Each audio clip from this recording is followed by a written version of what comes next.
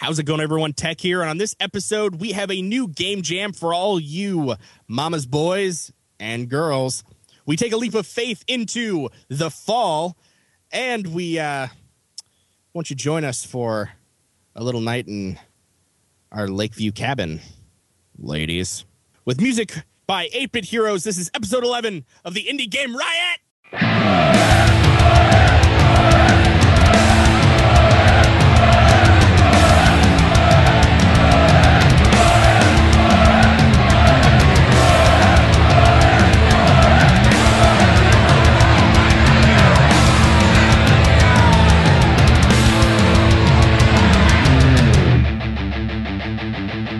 Indie Game Riot!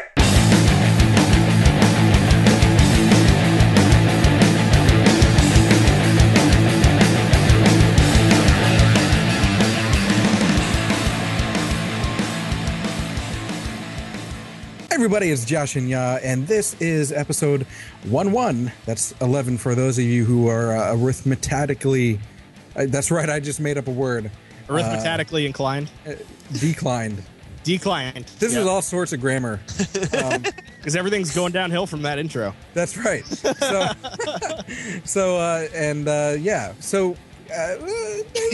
we got 11 stuff. You know, how's your day? My day has been fantastic. I'm sunburned. No, just kidding. I'm skipping tech in the list, so take that. That's a burn. Yeah, finally.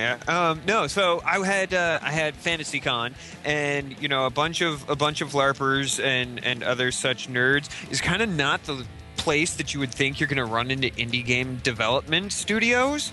And I swear to God, there were like 3 groups of them that were there, and they were all showing off their game, and like, who knew? I'm wandering around. I'm covered in sweat from fighting indoors under, like, they had heat lamps for some stupid reason.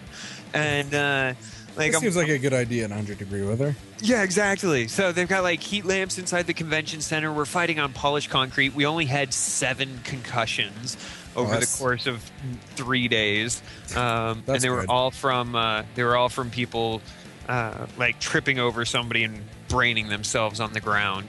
I figured it'd be like the sweat, just puddles of it over the course of the 3 days. That too. No, we squeegeed that off. But yeah, so with the face of the rookies. Exactly. Yeah. Oh, he got knocked out from a concussion. Quick, before he gets up, we use him to wipe out all the sweat. We need him. But yeah, no, I literally almost bumped into Simon Pegg. I've missed him by about 3 feet. He was there? Yeah, he was there. I basically bumped into Summer Glau. I basically bumped into what's his name, John Rhys Davies, and Billy Boyd was present and really wanted to try sword fighting with us, but apparently his handler was like, "No, you can't do that. It might be dangerous, and we don't want to break a bone right." Shit. Yeah. So it was it was a lot of fun. It was a lot of fun. Ran into a couple of independent development studios, and got their information and what's going on with that. But all in all, I've got my kids here, and I'm sunburned because we spent the last 2 days at the pool. So that's a good way to spend the last 2 days, though. The only name that you dropped that I give a crap about is Simon Pegg. The only name, I don't know, Summer Glau. Have you know, what has she been in other than Firefly and like a movie? She was in the Sarah Connor Chronicles. Oh yeah, that's right. She was a Terminatrix. No. This was a good one. Like, it makes the Terminator movies look good. Is there no talking in it? Because, I mean, you know, the Terminator movies are known for their talking. That witty banter. It was a good series. Unfortunately, as I recall, it was a series that was on Fox, and like all good things, Fox canceled it. Yeah. Seriously, it was at the best part in the series too. John Connor gets sent forward in time, so he's with himself in the future, and and then they like end the series. Motherfuckers! Spoiler alert. Yeah. Well, it's not like they're going to continue on the series. It's literally like that's the last minute of the entire series, and it ended mid-season. So that sucks. I was never a fan. Anyway, going on from things that don't suck. So why are you talking? Oh, Shots fired. You heard what I said. One of the games recently reminded me of a story of my mother going to Northern Ireland. Okay. So she's in Northern Ireland, staying at a friend's flat.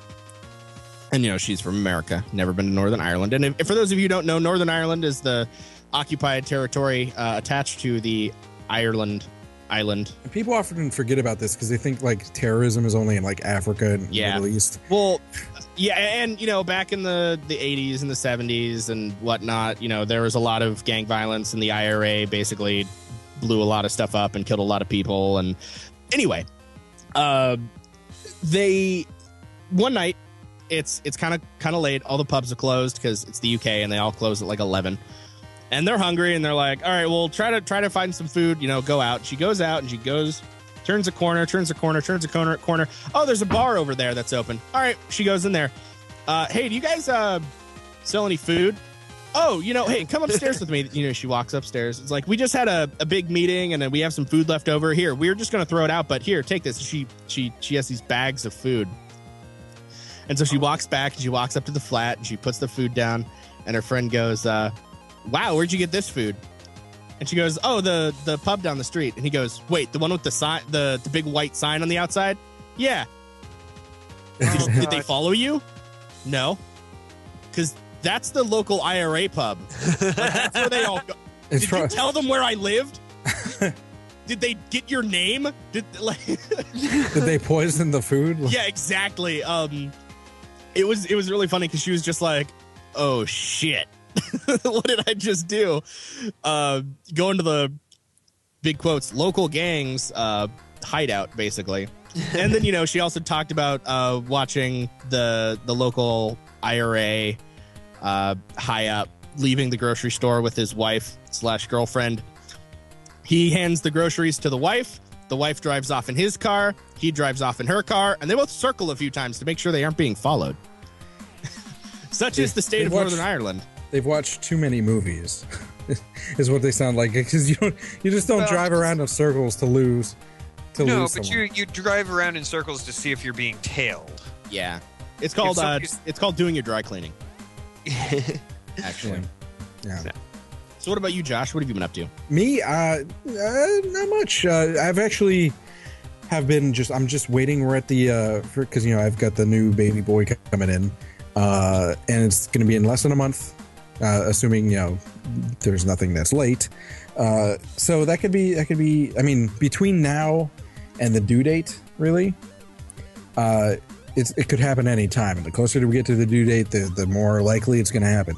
Try to get as much sleep as possible. Yeah, right. Anyway, hopefully it's a crier. Yeah, no, not with a 2-year-old. But that's true. Actually, I wanted to bring that up because that is, you know, we do our best, obviously, because you noticed last week, tech. You're not going to live that down. I'm not.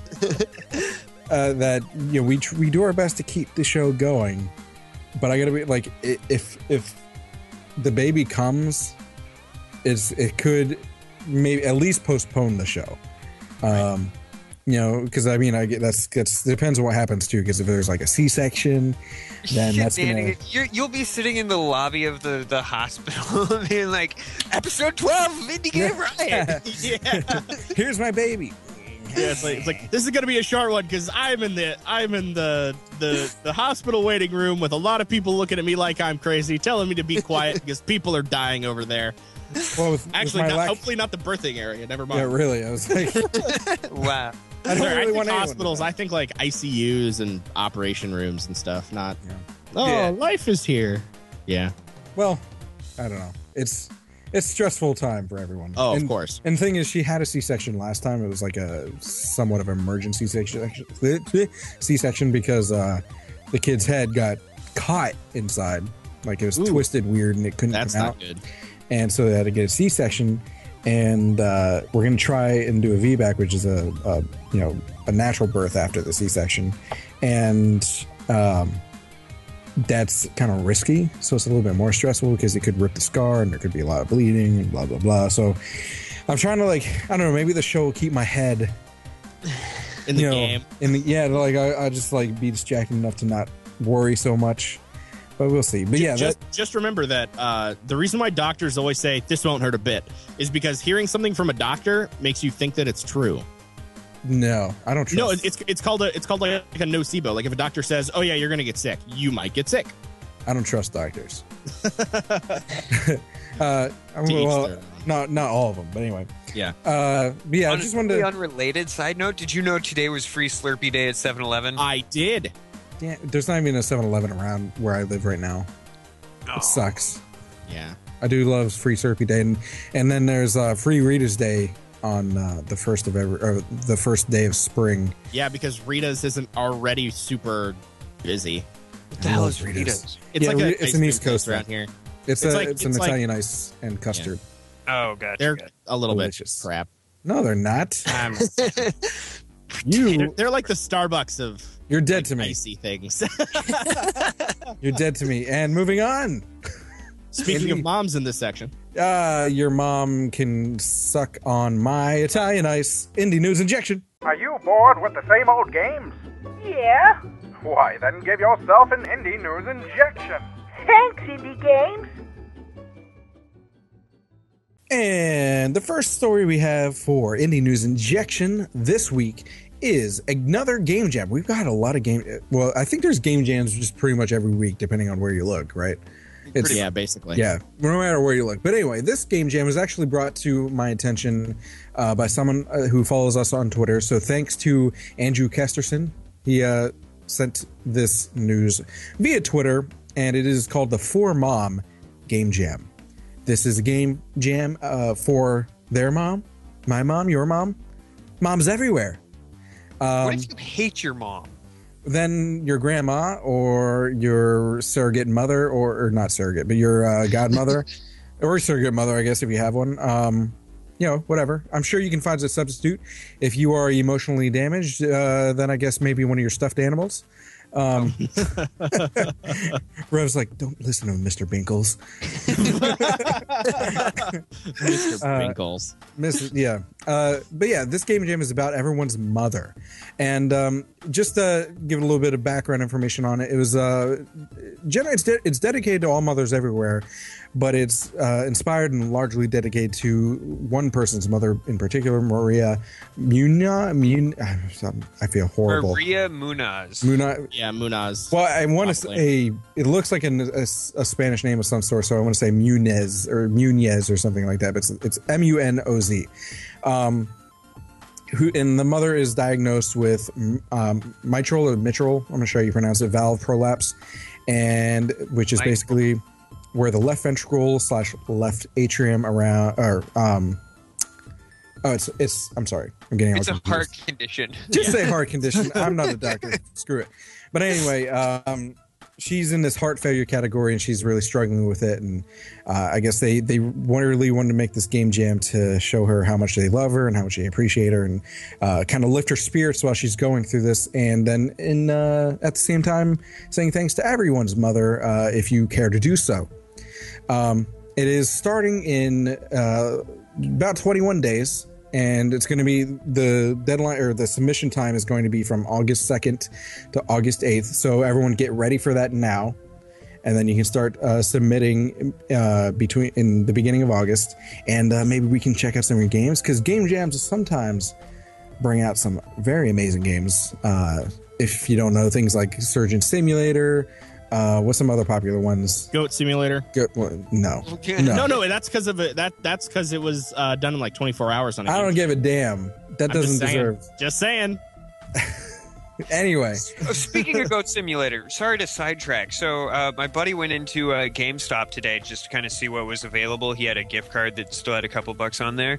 Went in and was talking to the guy behind the counter, and the guy suggested that if he's into PC games, he should get Goat Simulator. And smack the hell out of him. Exactly. That's what I was told my roommate. My roommate was like, well, I asked him, is that an indie game or something like that? He's like, yeah, how would you know that? And he's like, well, my roommate does Indie Game Riot, the podcast. And he's like, wait, you live with one of the guys that does Indie Game Riot? That's so cool. What? Yeah. What? So, like this random dickbag somewhere at a game. Wow. He's listening to us right now. You just called him a dick bag. Yes, he's recommending Goat Simulator to the general public. All right, well let me try and turn the PR around. So if you're out there listening to this episode, don't ever recommend Goat Simulator to somebody in the general populace. You should know better than that. First of You're all, Indie Game Riot. Thank you for listening and thank you for the support. But yeah, I gotta say, Goat Simulator is not the game. I swear to God, I hate that game so much. Back to Mothers Everywhere. Yeah, not that sorry. that wasn't totally But that was awesome. still cool. Yeah. The rule, the first rule of this game jam, and I think it's really the only one, is that the theme is mothers and it must relate to mothers in some way. And when I read that, I sort of thought that's actually really cool, because you don't really see a lot of game jams, at least I don't, where they're like, here's an idea that you could take pretty much anywhere, like about like a really personal thing, like a mom, because everyone has one, even if you don't talk to them or see them ever again, in some situations. But I feel like it'll open up a lot of like really cool like storytelling directions that people could take. Because like with the accessibility jam, everyone was like, oh, control, this is going to be important. But with this one, it's really like storytelling and like trying to convey not only like an idea and a story, but like emotion, I find.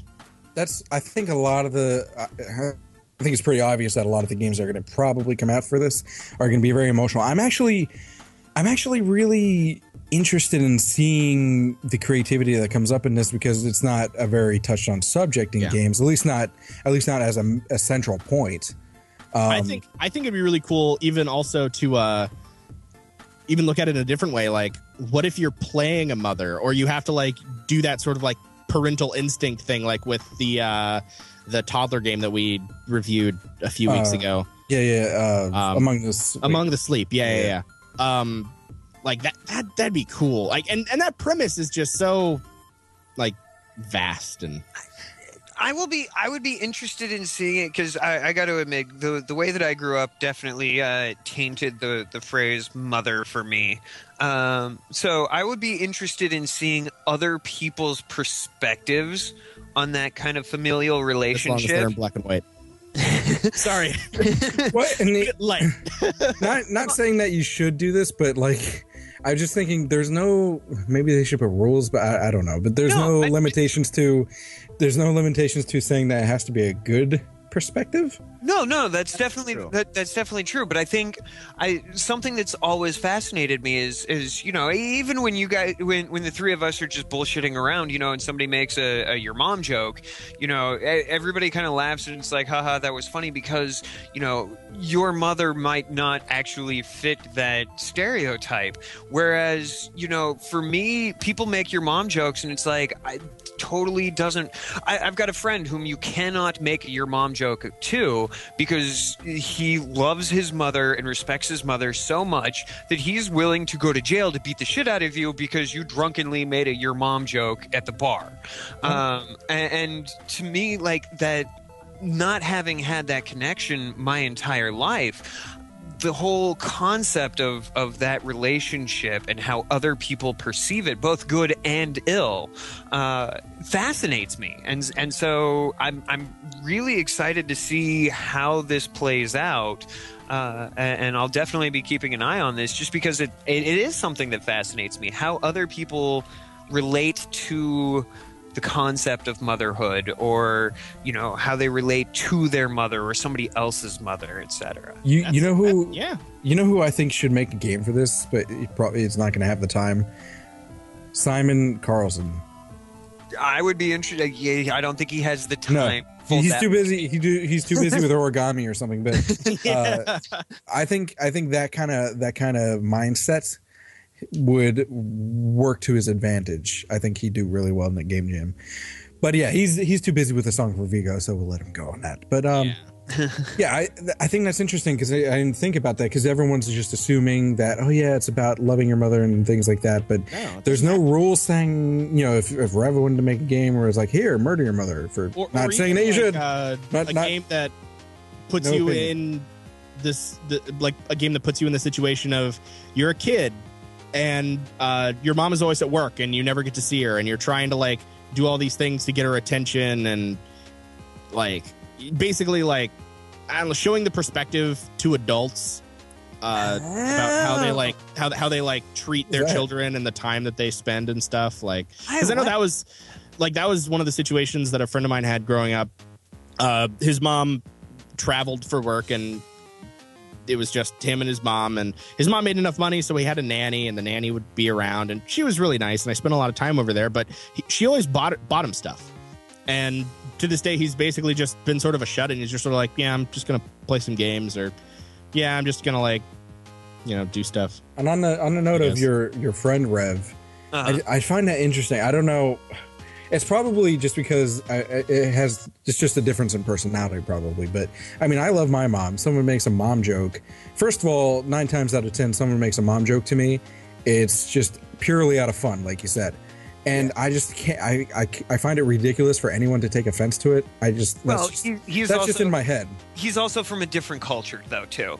Is it a Hispanic culture? No, actually, he's Tongan. Oh yeah. Oh, actually, okay.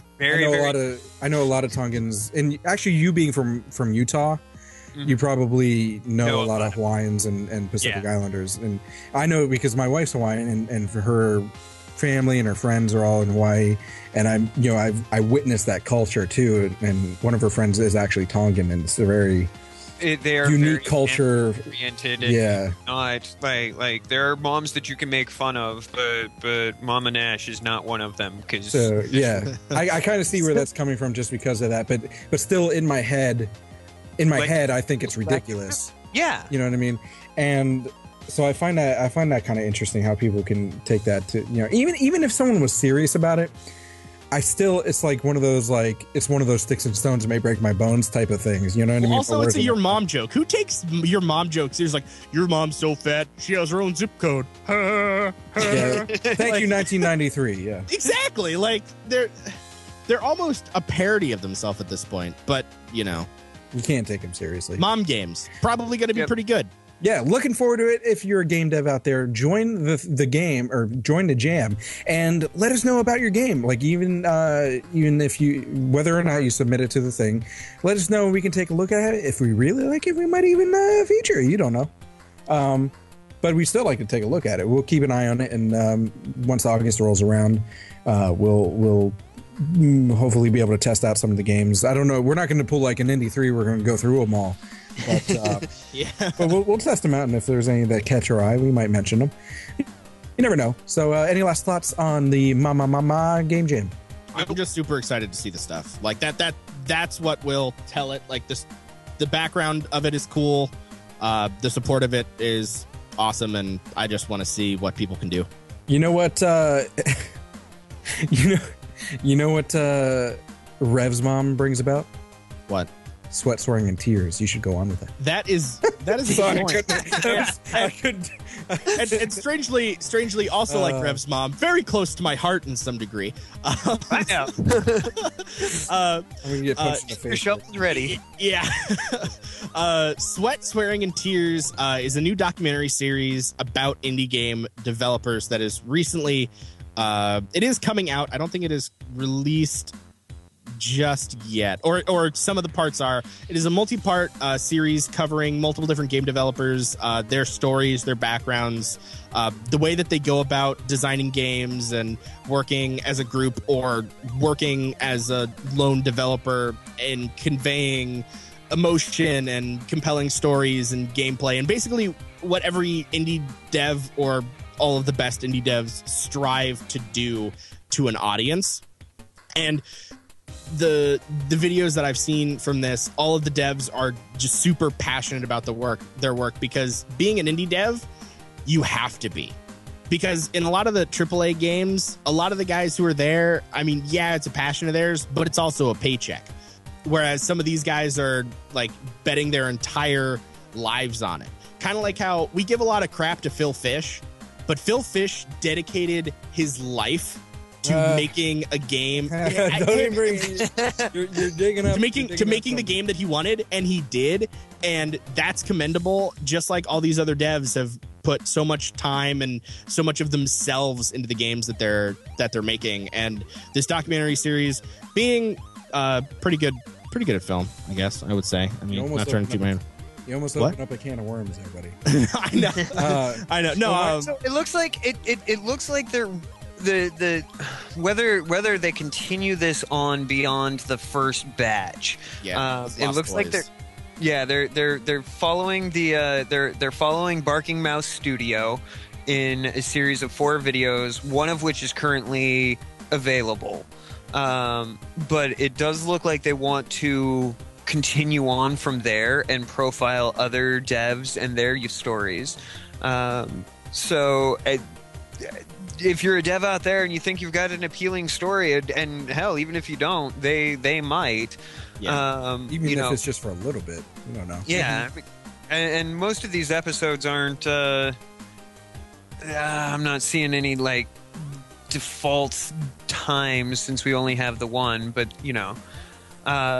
it looks like they're going to try and break it out into seasons. Each season is its own studio that they're following. So, other than the format of this being being episodic rather than just a movie, what are the big differences between this and any indie game fan knows about Indie Game the movie? What are the differences? Because they followed Ed McMillan. And Phil Fish, and was that it? No, it was one other that I can't quite remember. Who was? I think it was the guy. They did follow Braid a little bit. Yeah. Okay. So they followed those 3 specific devs. But what are the big differences between the two, like the series and that movie? I think from what I'm getting is that Indie Game the movie was more about like the struggle that the developers go through to get their game out there and be an indie dev, whereas this sort of feels more like how certain indie devs deal with being an indie dev and like what their passions are, and less about the games and getting the game done. You got to get the game done. We have a deadline. We have to make money. Oh no, it's not selling. Oh wait, it is selling. And instead it's I feel like it's a little bit more like toned down and more about like the devs in their location and just sort of letting them express themselves how they want to. That's what I'm getting from it. You guys might see something completely different. No, that seems to be kind of accurate. It seems to be, this is the day in the average life of, their thought process, things of that nature. Mm-hmm. Just from the teaser trailer. But it does kind of follow them along that whole path to getting the completed game, it seems. But it's primarily just, these are who they are, and this is what they're working on, and these are their inspirations and things of that nature. So yeah, it's like this is where they come from. These are the roots, stuff like that. Yeah. It looks like the guys that are doing this project used to work in AAA or work with AAA, and they made the transition over to the indie development side of things because of their draw to personal experiences and the advanced passion to the indie scene. On that note, I think it's nice to see that, because when you think about AAA and their thoughts on their general feeling towards indie games, it's like they don't give a crap. They don't have much respect for them until the games start making money. And then they all of a sudden put them on Xbox Live or whatever. But it's nice seeing that specific AAA devs showing respect for indie devs, and you're seeing more and more AAA devs leave AAA companies. One, because probably job security. It's pretty competitive. It's pretty competitive as in AAA dev, but also because, like you just said, they like that there's just a certain draw to the indie game community that they like, and you see, like the people making this movie. We saw how many AAA graphic artists. What game was that we talked about? That was like tons of. Oh, it was Sumo Boy. Oh yeah, Sumo Boy had a bunch of AAA devs and just people who've been in that different fields that had to do AAA games. Well, And one of the games that we're talking about today is much the same. Like the dev team for that has done everything from like Star Trek, the MMO, and Champions Online, Guild Wars, etc. Right. So we are seeing a lot of people that are going from that AAA to the indie. Yeah. Mm-hmm. So, any last thoughts on the series? I mean, it looks pretty well done. I mean, from a video production standpoint.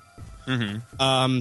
Again, if you don't like the sort of artsy fartsy, super shallow depth of field storytelling, do you think that if they liked Indie Game the movie, that they will like this series? I feel like it's a little bit of a different pace. This one feels a little bit more like tug at the heartstrings.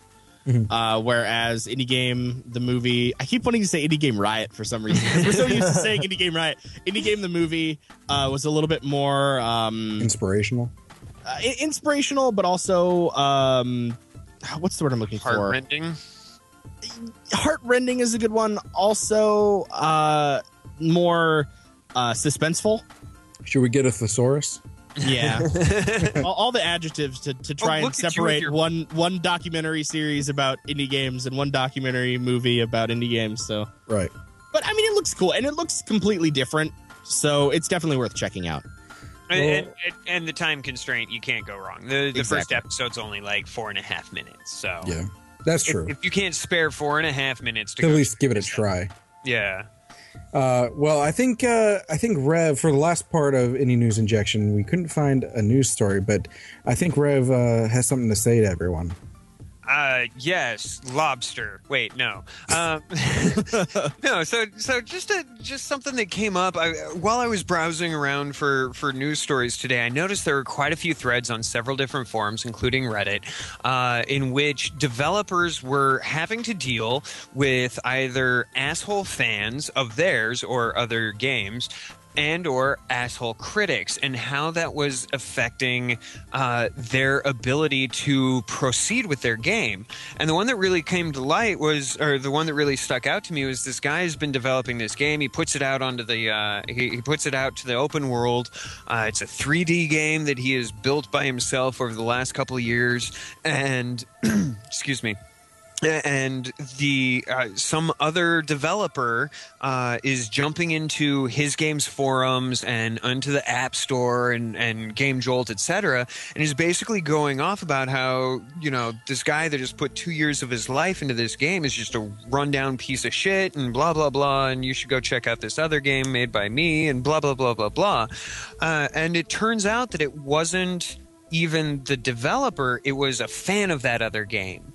And so, like, it kind of the discussion I wanted to make, and I'm not sure if we have full time for a full-on discussion on this because my timer has died, but the point that I want to kind of see if we can come to a consensus on is, how would you recommend dealing with that sort of thing? Because I mean, you guys both are in the public eye more so than I am with your Let's Plays as well. You guys put yourselves out there, and I'm sure you get the rabid fans. You're copying this off PewDiePie or whomever. It's PewDiePie. That's how it's spelled. So I mean, I'm sure you've gotten that before, and how do you guys deal with that? How would you recommend dealing with that as a game developer? I know exactly how I would handle this. Okay. All right. If it's about the game, yeah, you don't like the game, don't do anything about it. All right. No matter what, you shouldn't hide all your negative reviews online because that's just dishonest. Right.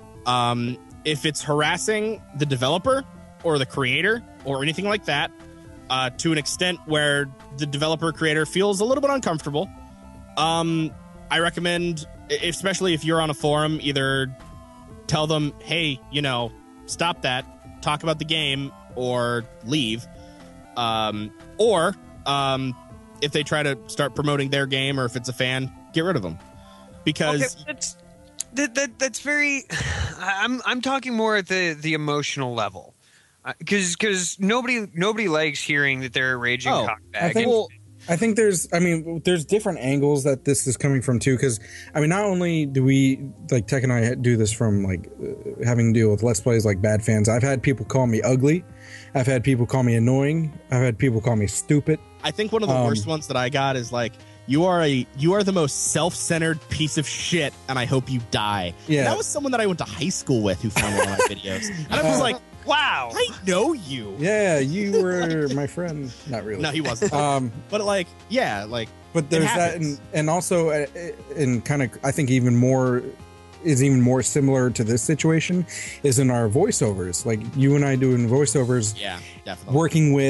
Working with animators or producers or other voice actors is kind of the same thing, where there's a lack of professionalism. Definitely.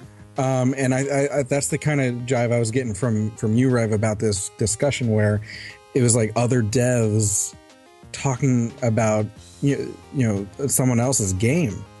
Right. And first of all, I get the sense that whoever you saw doing this, they probably didn't have that much of an established game either. So where are they coming off saying that?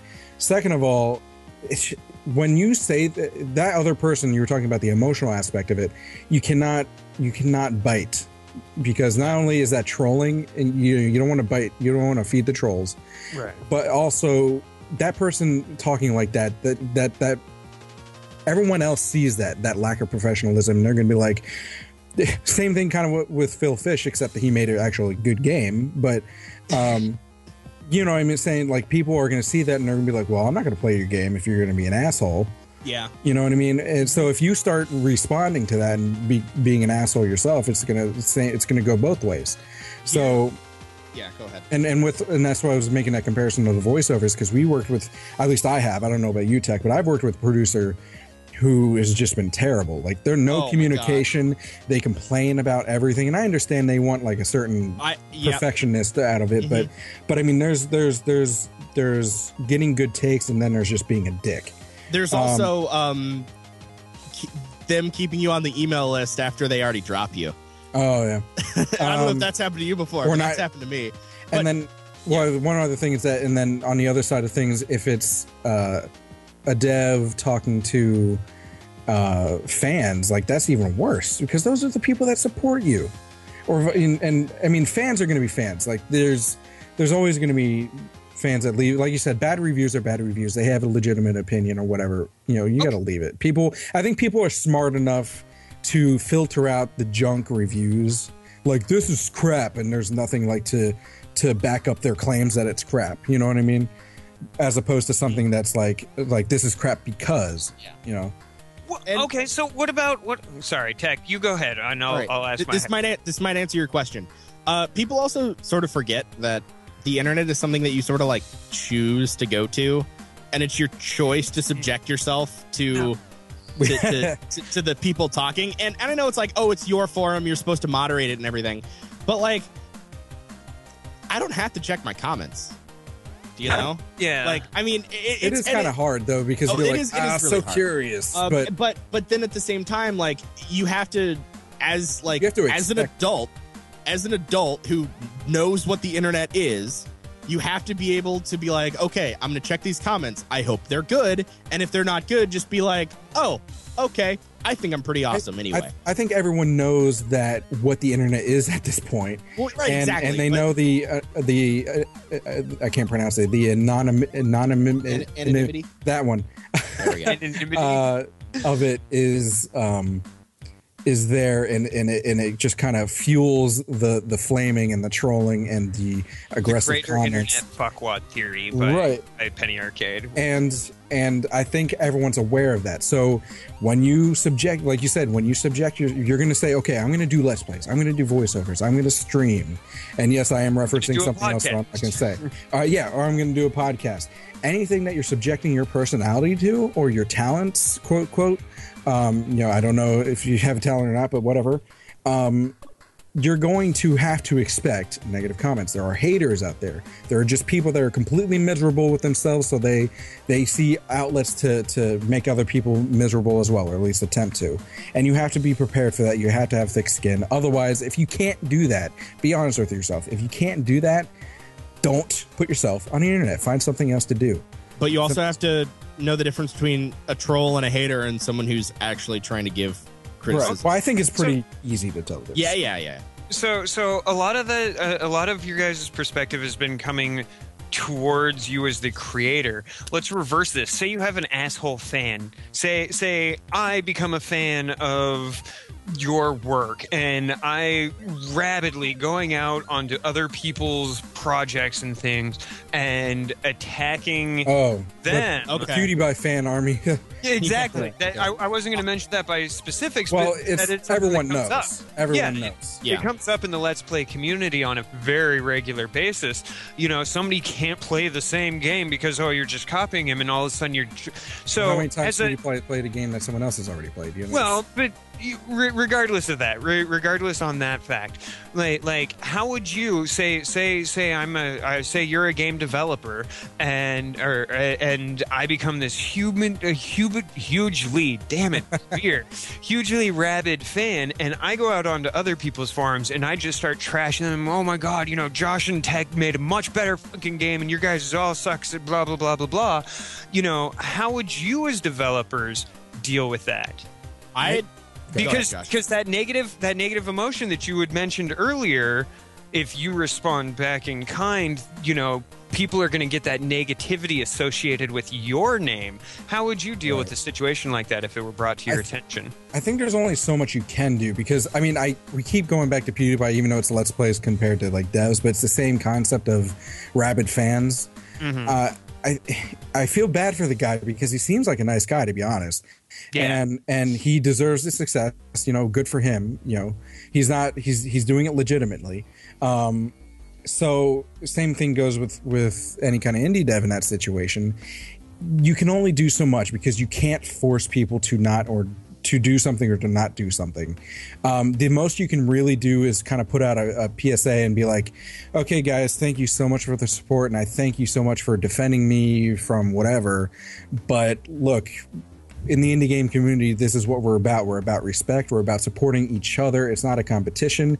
You can buy both games. Maybe not at the same time because of money situation, but if you really want both games, you can buy both games. It's not like they're competing with each other. You know what I mean? Right. The way I see it, coming from someone who's had to work retail, outing one customer is worth saving face. So if I was that game developer, I would call that person out, be like, hey, you say that you're a fan of this game, but you're giving it a bad name. Stop. I don't know if it's a good idea to directly address that person. I think seeing it and in the and situation that it this, is where the guy was pretending to be that guy, yes. In a sort of, there are people being dicks, your situation is a lot better. Well, if someone's pretending to be you, that's that's that individual person. That's a different story. But I'm saying, like, in the case of just saying, like, this guy's so much better, you suck. That's not something you can really call them out on because you really have to set the example as the person who's being said. You have to be mature to be the bigger person. Yeah, but see, it's a different situation. You kind of almost have to come out and be like, look, y'all need to calm the shit down. And just to give an example, because I don't know any devs that this is happening with, but so I keep going back to the Let's Plays because I know it's happening there. Yeah. But like with PewDiePie, just to give it for instance, PewDiePie and Markiplier. We're on the same channel, by the way, the same partner. Yeah, true. Partner program, yeah. But just besides that fact, like say a fan goes from PewDiePie to Markiplier and goes up to Markiplier, it's like, Markiplier, you suck. PewDiePie overplayed this game. I don't know. PewDiePie.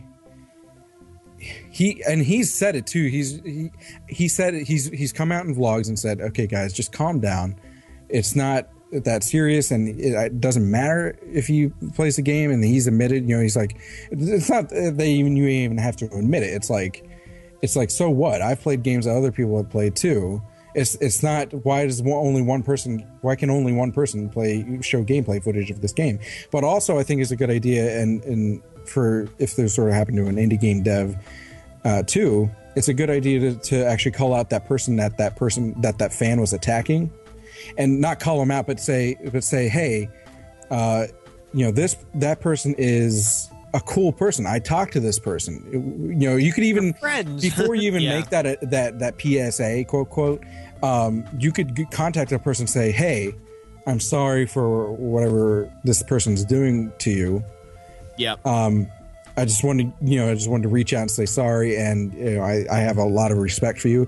And when you make the PSA, you can say that to the fans too. Say, I have respect for this person. They make great content. They make great games. It's. I think there's just ways. There's a high road to take. There's several high roads to take rather than just attacking them back. You know what I mean? Right.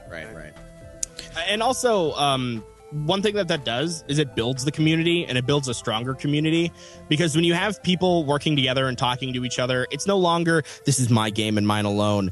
It is just me and my fans. No one else cares. As soon as you reach out to somebody and like build connections and build communities and be like, hey, kind of like you and me, Josh, like if we ever and we're going to, mark my words, collaborate on like a Let's Play. It's not going to be like, all right, you upload episode 1 and you get all those views, and then I upload episode 2 and I get all episodes 2 views. It's like, no, we're going to upload our own videos at the same time, and it's building community. It's having people talk to each other and communicate and build friendships and bring people in who may have different perspectives and see if they like it, or open other people's eyes. And it's good. Community building is good.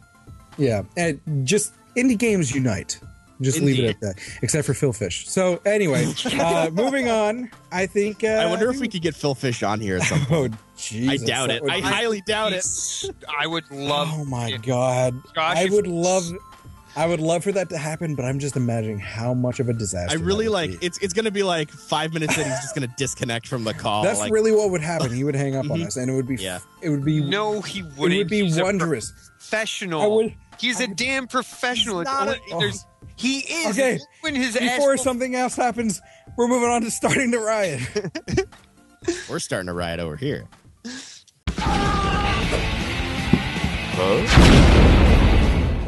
This week on Starting the Riot, we have a fantastic looking game. It actually has an 81 out of 100 on Metacritic. That's pretty good for an indie game.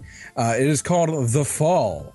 The Fall is by a developer called Over the Moon, and it reminds me a lot, just from the look of it, first glance, it reminds me a lot of a cross between Limbo and the game Deadlight, which I actually couldn't stand Deadlight.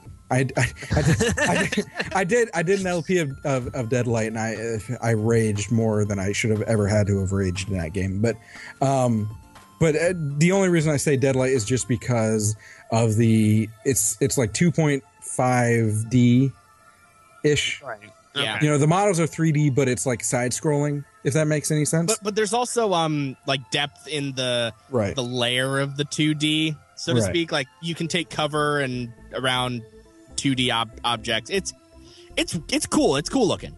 Right. And it's basically what the game is about is a human wearing a suit that has a built-in AI falls to this planet and is unconscious. Don't ask me. I'm guessing because it's the future and it's high tech. That's how he survived. But anyway, the AI is actually the character that you're playing as, because the human is unconscious, and the AI's whole goal is to protect this human and get him, out of danger. And the game is full of, it's like an adventure game, and there's puzzle solving and side-scrolling action. It's really dark and atmospheric. It's a little bit disturbing in certain things from what I've been reading.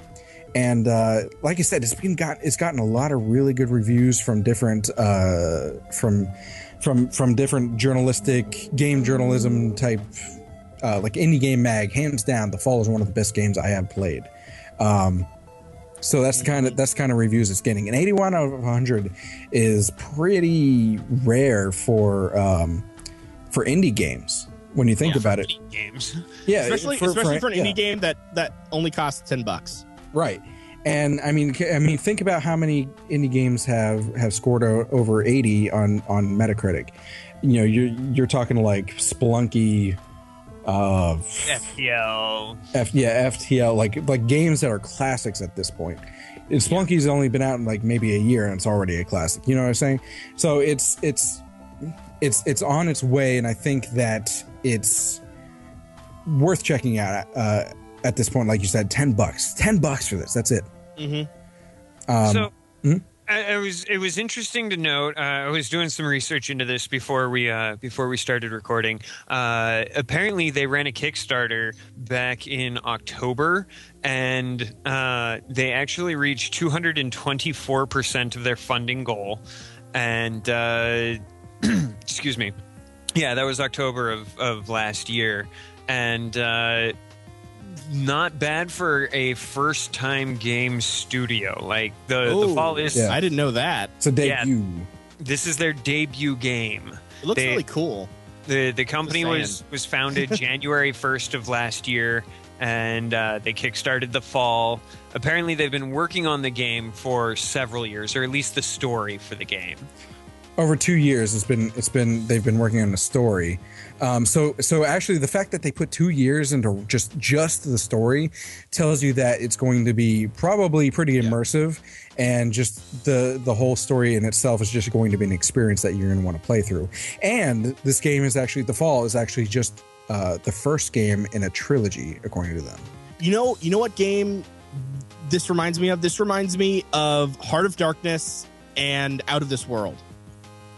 Neither of which I played. No, but you've seen them. Yeah. They like not necessarily in style, but in like gameplay and like sort of how the levels are laid out and how you interact with your surroundings. It really feels like I forgot the name of the game. Jesus, what is wrong with me? It is. Oh God. Hold on. Out of This World. That's what it is. And now I forgot what I was going with that. Continue. It's late, guys. Come on, Jesus. I did. I something that I picked up from several of the reviews. It is a shorter game. If you're expecting a 30-hour epoch, then you're kind of in the wrong. Did you say epoch? Epoch. Epic. Epoch. EPOCH. I gotta say your pronunciations. Okay, sometimes. You know the problem with like not having anybody that had the same vocabulary as I did until like college. It's kind of an issue because like you read words and you pronounce it correctly in your head based on the way it's written, and then you never hear like the word antithesis. I know Antithesis. I think Antithesis was how it was until like my freshman year of college when one of my teachers laughed at me. It was like, bitch, nobody else has ever said that word. Yeah. I think it's endearing. It's part of your character. It's just just happens to be entertaining at the same It's time. like how Josh makes up random words. Rev says stuff. Oh my God. Here we go. Now we're Rev all can't it's say downhill. things right. Rev says things wrong, and I can't finish the sentence. So All downhill from here. But anyway, the game's also available on all systems. It's Linux, Mac, and Windows compatible. And another thing is that they aren't gouging you European and British guys, because in the US and Canada, which have basically the same exchange rate, it is $9.99. In Europe, it is €6.99, and in the UK, it is £5.99. So it probably congratulations, all England. You have the strongest currency. Well, I mean, but it works out. Like, I was actually, what was it, Sony or something? No, it was Adobe. Came out with a new thing, and it costs like $600 US and 600 pounds British. Don't even get me started on $100 more or something like that. Like, that's a lot more. I don't know, but good on you for doing the conversion rates, guys. I'm really hoping. I mean, I was hoping to get, because I contacted the devs about getting some review codes. Although $10, like, you might as well buy it anyway. It's not that expensive. But I was hoping to get review codes before we did this show. But hopefully, what we can do is maybe just maybe Tech and I can work on some Let's Plays so people can get like even deeper thoughts on this, on the actual gameplay and everything like that. And you said it's a short game, but it is a trilogy. Right. Although I don't think it's going to be like The Walking Dead where you can get all of the games for $10. Yeah. I think it's probably going to be $10 per. Well, I mean, if the game is 8 hours, and that's like I would consider that a short game. But if each one is 8 hours, most of the people are saying it's about 4 to 6. Oh, okay. Well, I mean, if it's a good game, I don't care. 4 to 6. Okay, well, if you say 4 to 6, and probably depends on your exploration and how thorough you are. There's one guy that was like, I ran through it in 3.5 hours, and it, but you can run through Call of Duty in 3.5 hours. Well, that's just not having fun. That's just lame. Yeah, exactly. Oh my god, I'm about to get a Charlie horse. Hold on. Whew. Okay. Oh. Did it happen? You stopped No. It was okay. Whew, that was crisis. Most of the people that are recommending it have, a slew of hours. Like the number one top has like 37.8 hours put into the game. Probably means it might, don't quote me on this, don't know about the game, but it might have different paths you can take with different stuff, maybe? From what they're saying is that they say it's story/gameplay integration. So players encounter challenges that force them to think in ways congruent with this game's story. So there's a lot of thinking involved with the puzzling and everything like that. And also there's the game. What they're saying is that it rewards you for exploring in the game. That's like it's how you progress. You need to explore. So I mean I guess there's probably ways to quote speed run through it, but that just kind of sucks the fun out of the game, I think, and the atmosphere and the immersion. But if you're talking, even if you're saying 4 to 6 hours for $10 for the first game, you're talking about $30, assuming that each one's $10. $30 for 12 hours. Thank you for doing math. No problem. 12 to what, 18 hours? Yeah, 12 to 18 hours. Let's round it up. 12 to 20. Yeah, 12 to 18, 12 to 20 hours of gameplay for $30. That's not too bad. That's like half of what you would expect from like a $60 AAA game, right? Yeah. And especially when all the games now, not trying to start a debate or anything, but like they're focusing on different things where if the story is 8 hours, you're like, wow, they really put some time into that 8-hour game. Now, obviously, Watch Dogs and Assassin's Creed and all that are going to be different, but yeah. Well, see, and I'm not going to bite on that hook. I'm not biting on that hook. After the show. We don't need an 8th and a 9th concussion. If you like sci-fi, if you like dark things, if you'd liked the games Limbo, I'm not going to mention Deadlight again, but if you liked the games Limbo, other games that, according to Steam, I don't know why Rogue Legacy is in here, but the Swapper kind of has like a similar feel to it. If anyone's ever played that, if you like those from a Shadow Complex, if you played that. If you like dark side-scrolling and it's 2.5D from what I see, those kinds of games, Badlands, even though that's kind of a different mechanic altogether, but you know what I'm saying. It's definitely worth at least go check out the trailer and see for yourself. That's all I gotta say. Yeah. Any other questions about this? No. When's the next episode come out? Wait, does that actually have a thing on it? No, it does not, because this one just barely released. I was gonna say I didn't see it. May 30th. Yeah. May 30th of this year. So it's kind of me being antsy and give me it now to demand the next episode already. Ooh, just as a comment, the link. Oh no, never mind. Wait I was looking at the link in the show notes, and I was like, there was a site earlier that had a really weird URL. This one doesn't. It just has a weird tab name, but Gotcha. Well, while Tech is looking at porn, we'll move on to something similar called Peep Show. Peep Show. Please give all your attention to Early Access.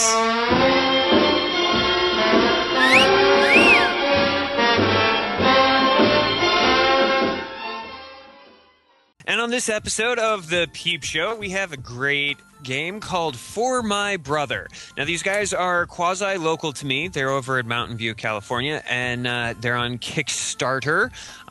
They're got about 10 days to go, 8 by the time you guys hear it.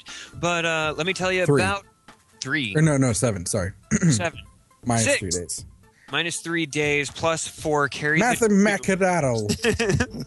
Mathematicus. Arithmetic it is. 3 days by the time you guys. 7 days by the time you guys hear this. Damn. But let me tell you a little bit about Crooked Tree Studios. They are a group that, as we mentioned earlier in the podcast, have a bit of a history in game development. They've got people that have worked on Star Trek Online, Champions Online, Guild Wars 2. They work together on the medical game, the medical therapy game, Throw Trucks with Your Minds. They've got NASA robotic engineers and software Google programmers. So, like, they've got quite a list of people there that are working on this. In addition to that, and this is the part that really caught me, aside from the artwork and, you know, the concept of the game itself, they have Machine Supremacy, who is creating the soundtrack for it. And they do a Celtic rock style, I guess, is the way to do it. What's that? Now I can't think of Dropkick Murphys or. I think it's a little. It's a little less punky than that. It's more rocky. What about what's the other one? Oh man, I can't think of. Flogging Molly. Yeah, that's the one. Possibly. I think it's a little. I think it's a little more downtoned than that. I think it's. From what I'm getting. The couple of the videos that I've seen of theirs, it's very much a standard metal, like. Oh, so more like Eluvati or yeah. So it's more of a metal with Celtic folk music. So, nice. Definitely looking forward to that. But the story is basically a girl who is protecting her or trying to save her younger brother. And I'm going to mute my mic here for real sec so I can yell at my kid. Anyway, it's about an older sister who's basically protecting her brother by I don't know all the story behind it, obviously, because it is not a full game, but she's basically like turning into a monster, so to speak, to protect her brother. The whole thing is how far would you go for? Yeah, exactly. Yeah, and I do want to point out one other thing about the specific Kickstarter. They're at they're a little over $30,000. However, their goal is a little lofty. I think we're all a little bit questionable about it. None of us think that they're using it for any kind of nefarious thing. I don't know, but I think this is their from according to Kickstarter. This is their first created thing, and they haven't backed anything either. So it seems to me maybe there's a couple things. One, they might not have a whole lot of experience with Kickstarter. Two, I think you said they have all these, like, you know, Google programmers, rocket scientists, you know, Jesus or something else is in there. And they have all these people that are like have these crazy resumes. And I think they are expecting. I know they want to make the game as great as possible, but I think they're expecting a little bit too much. And they broke down the cost, and I remember seeing something in the comments or something like that. But they were basically saying, like, because people were questioning, like, why do you need so much money?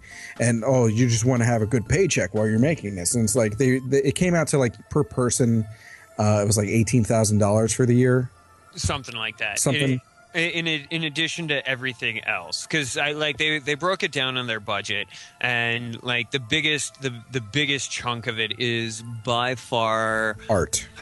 I hate color coded. It's art. Art and programming. Art and programming. And then, you know, stuff like that. So and animation. Yeah, the animation, the rigging, taxes is in there. Marketing. Like I think they're a little hardcore in the marketing too. I don't. Yeah, it's. I think they just haven't. $150,000 is really lofty for a game, especially one that I don't know any other games by these people. Well, they've run 2 successful Kickstarter projects beforehand. Well, this says this is their first created as this particular group. Oh, okay. So as this full complete group, this is their first. But they did the game Throw Trucks with Your Mind, which is, as I said, a medical therapy game. And apparently they've done a couple of other Kickstarter projects that weren't specifically video games. Well, Throw Trucks with Your Mind was a video game, and then I guess some medical schools got a hold of it and they wanted to do experiments with it. It's actually kind of impressive if you read about it. So I would suggest actually going to the Kickstarter and reading through it was designed from the beginning for specific behavioral therapy, mental behavioral therapy, but they wanted it to be a fully functioning game as well. Oh, gotcha. Unfortunately, like, the game portion of it is there, and it's great, but they're calling it only in beta status right now because they have to wait for all of the medical testing to occur to see if, you know, they met their goals of it being a behavioral, you know, game that actually serves medicinal benefits. So they're waiting on the science on that before they consider it actually released. But it is out there and available. So, but nevertheless, I feel like they could at least trim out of some of these things that they're putting the money into. Well, one part though is some people though, and I'm not trying to be like, oh, some people, they want to make the game right. And sometimes if you're like, oh yeah, we only need $30,000 to make this game, and then all of a sudden they get $30,000 but really the $30,000 was for like parts of the game, and they expected to get all these stretch goals. And it's really how you play Kickstarter. And we could go on a huge debate about this, but the 2 ways that I found that people play Kickstarter is either set a low attainable goal that will be able to get your product out there in some capacity. Get it off the floor. Or set the goal that your project needs to make the game that or product that it actually needs to be.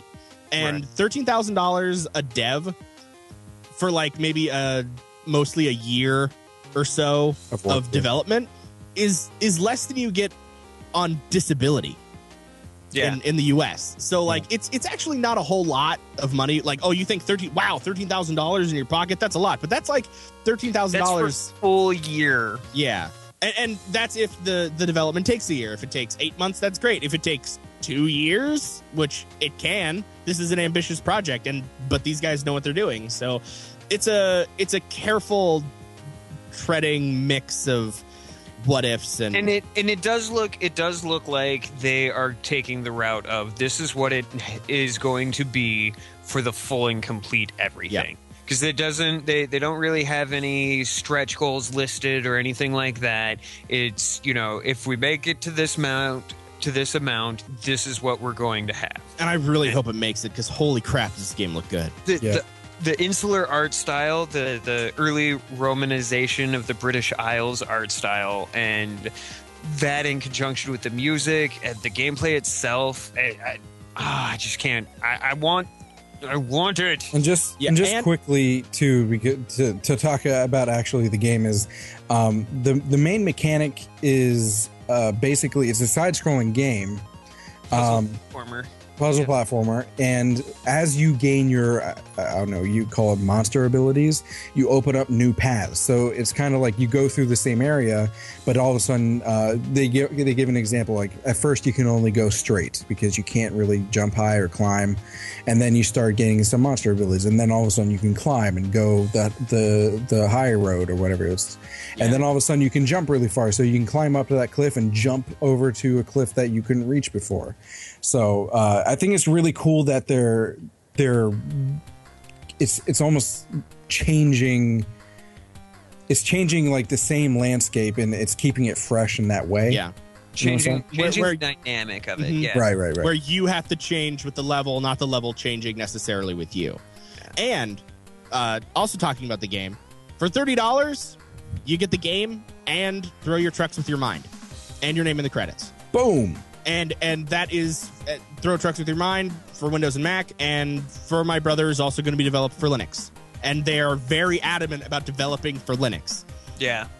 So all you Linux users out there, hop on this. We know through Humble Bundle that you guys give more than the Mac and PC users.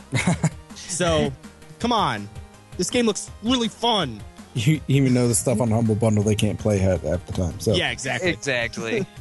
So yeah, and you'll get a digital copy of the soundtrack. And as of the recording of this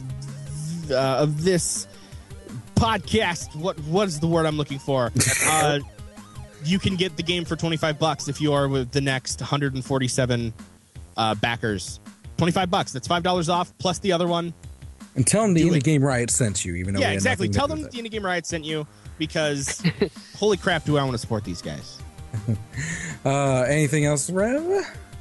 No, I've pretty much covered everything. The Kickstarter's going on. Got 7 days to do this, so pull out your pocketbooks. I know everybody just paid rent and bills and all of that, but get this going.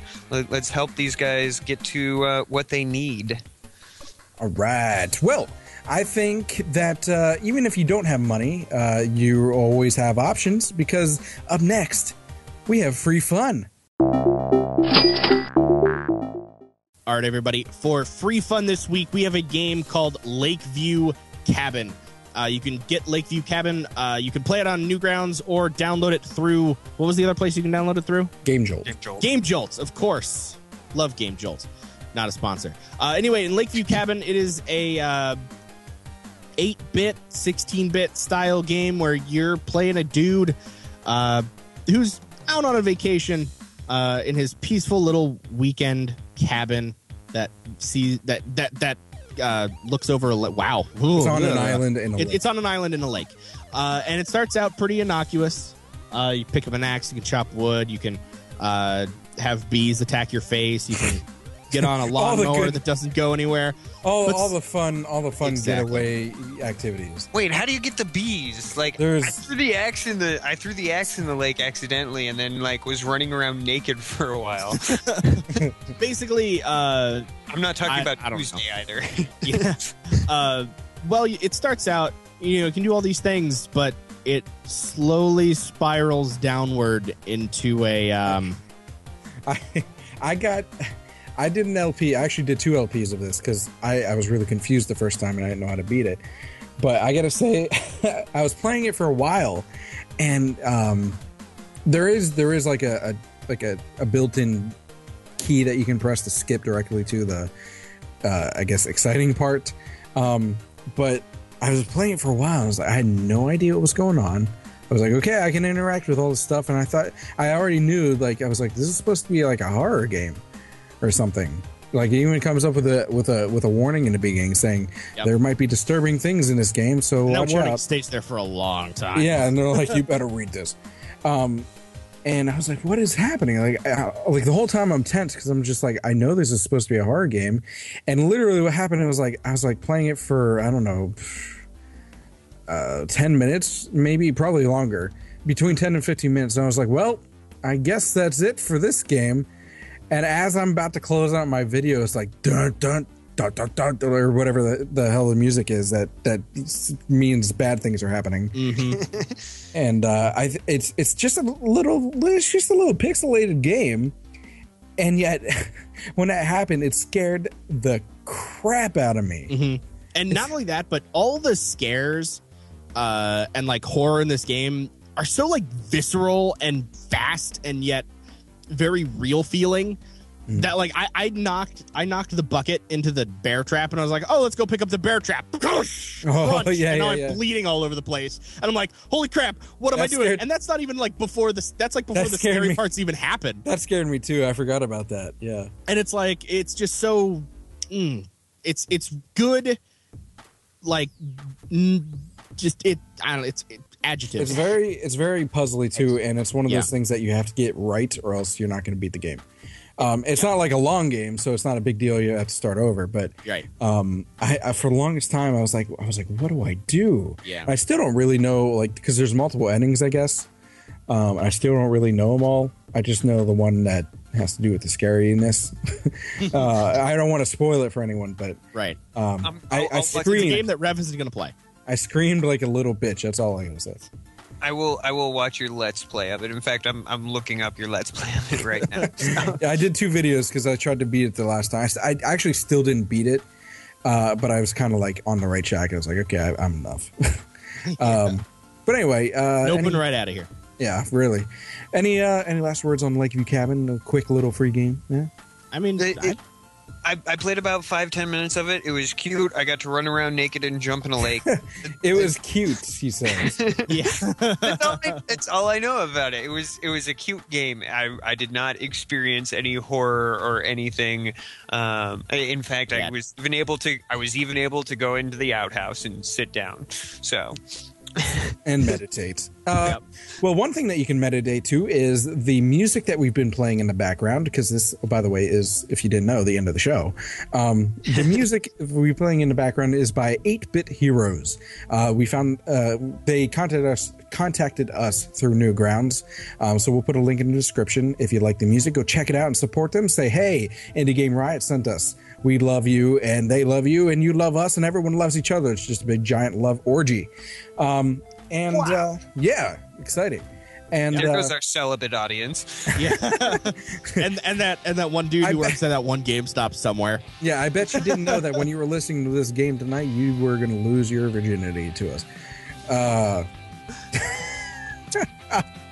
Awkward endings. I'm just Yeah, that's how it goes, guys. I'm just kidding, Here on the guys. Indie Game Riot, brought to you by Domino's, enabling the evolution. Yeah. I'm just kidding. And no, yeah, I don't know. It's hot. I'm tired. Yeah. If you want more, if you want more Indie Game Riot, you can check it out on YouTube, which is where all the episodes are hosted every week on Josh's channel. That is youtube.com/JaShinYa Gaming. You can also follow us on Twitter. Is the Twitter handle IGR Podcast, at IGR Podcast? At IGR Podcast. Facebook on Facebook, IGR Podcast. On the Reddit, reddit.com/r/Indie Game Riot. You can check out our website, which is currently igrpodcast.webs.com. We are getting a domain for that soon. Don't you worry. And the email is Josh's email, which, Josh, you can say that one because I totally forgot it. Oh, I can. JaShinYaGaming@gmail.com. Gmail.com. Exactly. If you're gonna take over the outro. Did I mention the Reddit, by the way? Yeah, Reddit.com/r/Indie Game Riot. Did I? If you're gonna steal the outro, then you should do it right. Hey, I want to do it right. That's why I asked for your help.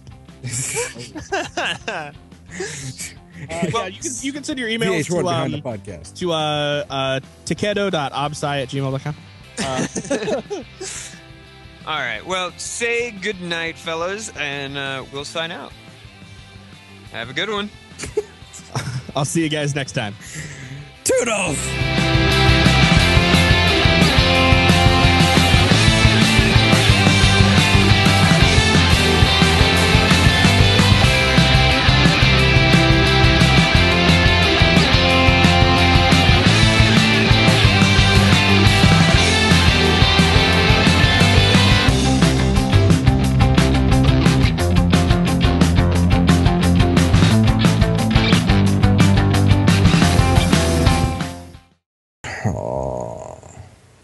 We are the record. Oh, shit. Whoa, what the fuck? Oh, no. What happened? Scared the shit out of me. Can someone help? Help. Can you get a towel, please?